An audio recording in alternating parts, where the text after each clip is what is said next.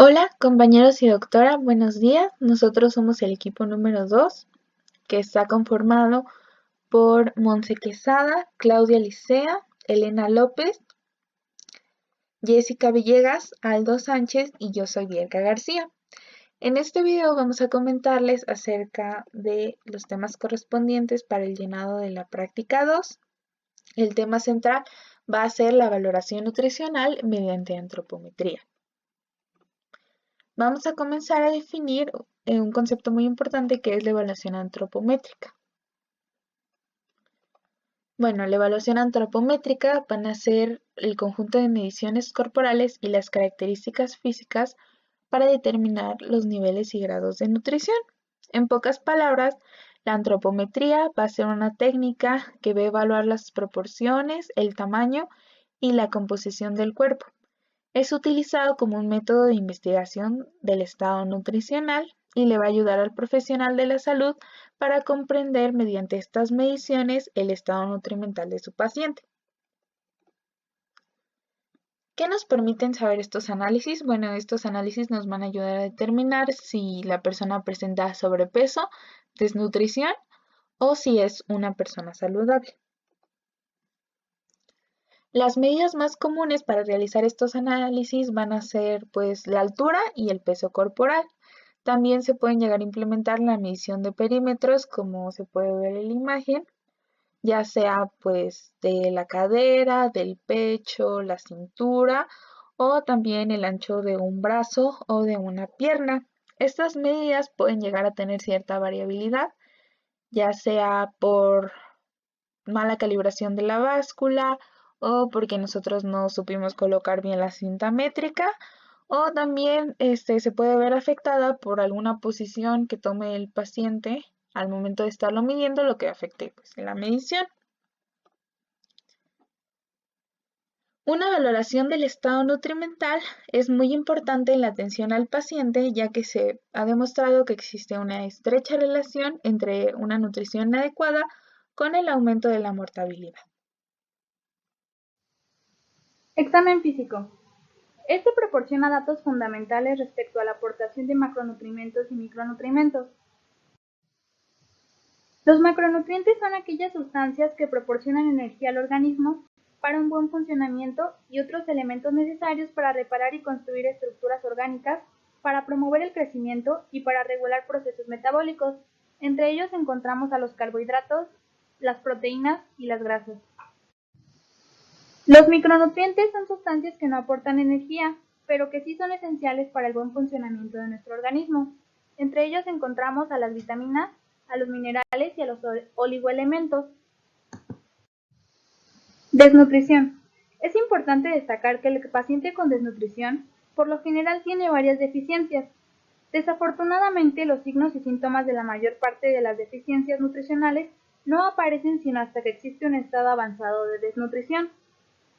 Los datos físicos que orientan hacia una desnutrición incluyen alopecia, palidez de mucosas, glositis y estomatitis, entre otros. Los datos de obesidad, por el contrario, se detectan con más facilidad. Análisis de la composición corporal. Para realizar la valoración nutricional se considera que el cuerpo humano está constituido por 6 compartimentos, que son la grasa, el músculo esquelético, las proteínas viscerales, proteínas plasmáticas, espacio extravascular y el esqueleto. Algunos de estos compartimentos se valoran por métodos antropométricos y otros por métodos bioquímicos. Peso y estatura. Estas determinaciones proporcionan datos referentes a grasa corporal, esqueleto, masa muscular y estado de hidratación, aunque carecen de la sensibilidad suficiente para revelar pequeñas variaciones en el estado nutricional. Sin embargo, son útiles como una primera aproximación, sobre todo si pueden compararse con valores previos o bien servir como punto de comparación para determinaciones posteriores. Grasa corporal. Es un componente principal del cuerpo. Protege órganos, cubre articulaciones, controla la temperatura, almacena vitaminas y es una fuente de energía para tu cuerpo. Para entender mejor su función, se puede dividir en 2 tipos, que es grasa corporal esencial y grasa corporal no esencial. Tu cuerpo utiliza grasa corporal esencial para funcionar correctamente. Se almacena en los huesos, en los órganos y en los músculos. Y la grasa corporal no esencial no se necesita para realizar funciones vitales, por tanto, se encuentra almacenada. Si la cantidad de grasa es demasiado alta, puede influir bastante en tu salud.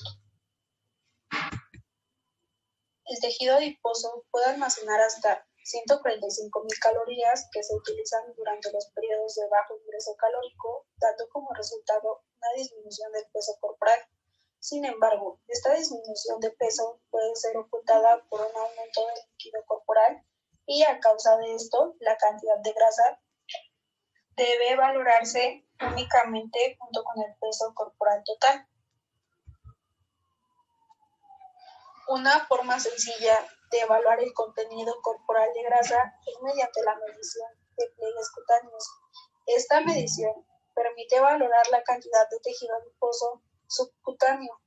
Para realizar esta valoración, se mide en unas zonas determinadas el espesor del pliegue de la piel, el cual consiste en una doble capa de piel y tejido adiposo subyacente, evitando siempre incluir el músculo. Esta medición se hace en milímetros y después de anotar las medidas de los pliegues y mediante una fórmula matemática antropométrica obtenemos nuestro porcentaje de grasa corporal. Los pliegues cutáneos más utilizados son el tricipital, el bicipital, el subescapular y el suprailíaco. El pliegue tricipital se ubica en la parte posterior del brazo, sobre el músculo tríceps, como un punto medio entre el proceso acromion de la escápula y el proceso olecranon del cúbito. El pliegue bicipital es un pliegue vertical que se ubica en la parte anterior del brazo sobre el músculo bíceps. En el pliegue subescapular, su ubicación consistirá de 1 centímetro por debajo del ángulo inferior de la escápula. Este ángulo es de 45 grados. Y por último, tenemos el pliegue suprailíaco, que se mide justo arriba de la cresta ilíaca a 1 centímetro posterior de la línea bidaxilar. Índice de masa corporal. Es un método utilizado para evaluar la cantidad de grasa corporal que tiene una persona y determinar, por tanto, si el peso está dentro del rango normal o, por el contrario, si se encuentra con sobrepeso. Conocer este índice es útil para evaluar el compartimento graso cuando no puede hacerse la medición de los pliegues cutáneos. Este índice de masa corporal no mide de manera directa el compartimento graso. Debe tenerse en cuenta que el estado de hidratación puede alterarlo y que su utilidad es mayor cuando se le emplea junto con la medición de los pliegues cutáneos. ¿Cómo se calcula? Esta es una fórmula que se calcula dividiendo el peso expresado siempre en kilogramos entre la altura, que siempre va en metros al cuadrado. Hay que tener en cuenta que no se puede aplicar los mismos valores en niños y adolescentes que en adultos. Entonces, para poder calcular el índice de masa corporal en niños se utilizan los percentiles. Estos son una media en la que se establece el peso del niño y se le relaciona con su edad y su género. Músculo esquelético. El tejido muscular, al igual que la grasa, puede usarse como fuente de energía. Esto pasa cuando los periodos de ingesta energética son insuficientes. Cuando esto sucede, el tejido muscular aumenta, al igual que lo hace en la hipertrofia por el ejercicio. Recordando un poco el concepto de hipertrofia, es el crecimiento o aumento en el tamaño de las fibras musculares. En estos casos, el peso corporal resulta afectado. Existen algunos métodos para determinar la masa muscular y estos se pueden comprender en métodos antropométricos y métodos bioquímicos. En los métodos antropométricos se incluye la medición de la circunferencia del brazo, que se abrevia CB, y también tenemos la circunferencia de los músculos del brazo, que se abrevia CMB. La medición de la circunferencia del brazo se encarga de medir varios compartimentos. Entre estos tenemos el óseo, el adiposo y el muscular. Para saber la medición de la circunferencia de los músculos del brazo, se usan los resultados de la circunferencia del brazo y se junta con la medición del pliegue tricipital. Para esto tenemos una fórmula y nos dice que la circunferencia de los músculos del brazo es igual a la circunferencia del brazo expresado en milímetros menos 3.14 por el pliegue tricipital, también expresado en milímetros.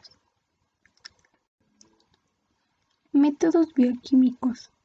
Estos incluyen la determinación de la excreción renal de creatinina y de 3-metilhistidina. Ambos metabolitos son productos del catabolismo de las proteínas musculares. Estos aparecen en la orina en una cantidad constante y predecible. La excreción de creatinina en 24 horas se considera un indicador confiable de la cantidad de masa muscular. Esto siempre y cuando la actividad muscular se mantenga constante y la función renal sea normal. Se le conoce como índice de creatinina a la cantidad de creatinina eliminada en orina por kilogramo de peso corporal. Y para esto tenemos valores diferentes de acuerdo al sexo. Para los hombres es de 20 a 26 miligramos sobre kilogramos y para las mujeres es de 14 a 22 miligramos sobre kilogramos.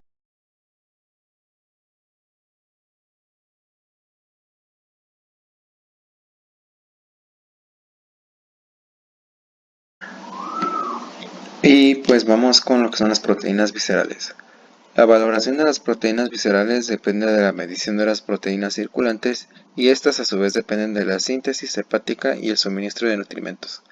La albumina y la transferrina son las que se emplean con mayor frecuencia para valorar la disponibilidad de proteínas viscerales de acuerdo con los siguientes cuadros.